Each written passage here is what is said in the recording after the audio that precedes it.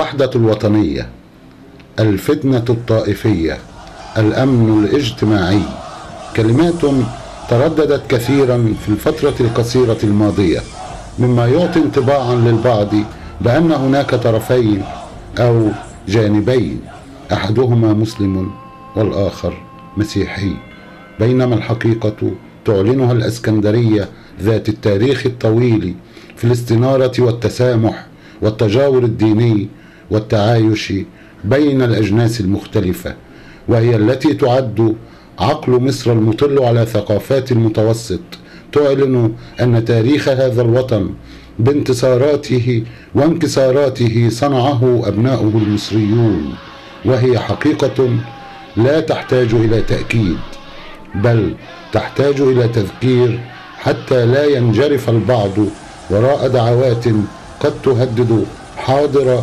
ومستقبل أبناء الوطن الواحد والحلم الواحد والألم الواحد. المسيحي ضحى بدمه والمسلم ضحى بدمه، ما كناش بنفكر ده مسلم ولا مسيحي. مصر الدنيا وتتقدم، لا تقول نصراني ولا مسلم. والحقيقة احنا مسلمين وأقباط عايشين مع بعض نسيج واحد. أحب أقول إن في ناس كويسة جدا من إخواتنا المسلمين. السيد المسيح السمحة التي جاءت العفو والحب والمودة، تجديد الخطاب الديني سواء كان مسيحي أو كان مسلم.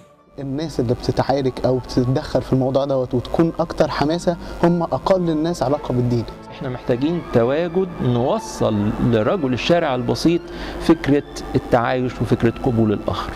مش كل دول كده ومش كل دول كده، يعني مش كل المسيحيين ليهم افكار غلط ومش عارفه كفره والكلام ده كله، برضو مش كل المسلمين ارهابيين يعني.